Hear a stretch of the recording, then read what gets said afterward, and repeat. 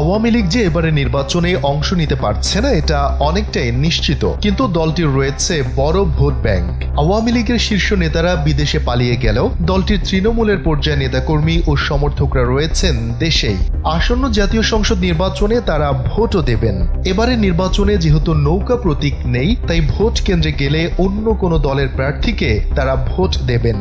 সেক্ষেত্রে প্রশ্ন উঠছে, এবারে নির্বাচনে আওয়ামী লীগের ভোট ব্যাংক কোন দিকে যাবে, বিএনপি নাকি জামায়াতের বাক্সে?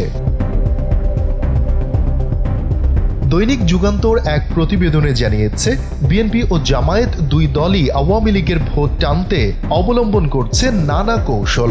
সূত্রগুলো জানাচ্ছে, জয়ের বিষয়ে এক ধরনের নিশ্চয়তা থাকা সত্ত্বেও আওয়ামী লীগের ভোট টানা নিয়ে কিছুটা দুশ্চিন্তায় রয়েছে বিএনপি।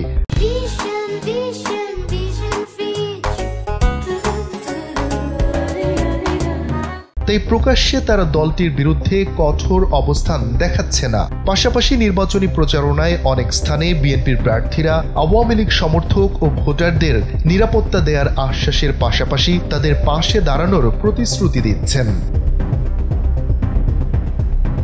অন্যদিকে বসে নেই জামায়াত। এই দলটিও আওয়ামী লীগ নেতাকর্মীদের নিরাপত্তা দেওয়ার নিশ্চয়তা সহ নানা প্রতিশ্রুতি দিচ্ছেন।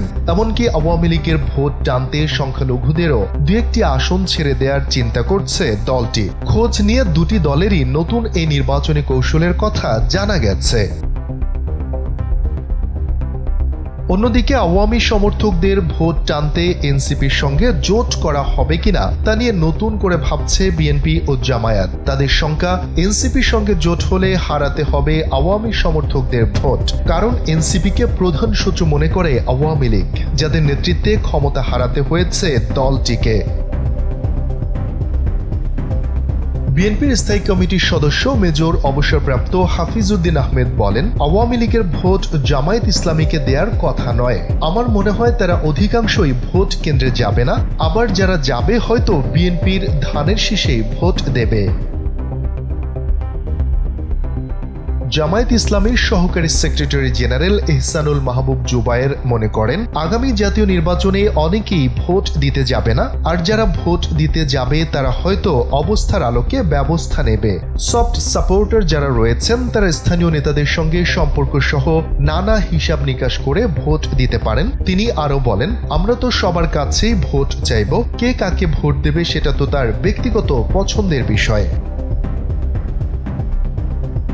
এদিকে রাজনৈতিক বিশ্লেষকদের মতে আওয়ামী লীগের ভোট কারা পাবে সেটা নির্ভর করছে কয়েকটি বিষয়ের ওপর। প্রথমত, দলটির আদর্শের কাছাকাছি যদি কোনো প্রার্থী থাকে তাদের ভোট দেবে। দ্বিতীয়ত, ভোটারদের সঙ্গে প্রার্থীদের সম্পর্কের ওপর। এবং তৃতীয়ত, 5 আগস্টের পর প্রার্থী বা তাদের কর্মীরা আওয়ামী লীগের কর্মীদের ওপর কতটা নির্যাতন চালিয়েছে সেই বিবেচনায় নির্ভর করবে ভোট দেওয়ার বিষয়টি। ঢাকা বিশ্ববিদ্যালয়ের রাষ্ট্রবিজ্ঞান বিভাগের অধ্যাপক কাজী মোহাম্মদ মাহবুবুর রহমান মনে করেন, প্রার্থীরা স্থানীয় হলে সুবিধা হলো নির্বাচনটি সামাজিক হয়, ফলে ভোটাররা ভোট কেন্দ্রে না এসে থাকতে পারেন না। সেই হিসাবে আওয়ামী সমর্থক গোষ্ঠী বা ভোটাররা কেন্দ্রে আসার সম্ভাবনা রয়েছে। শফিকুল ইসলাম শান্ত, এনপিবি।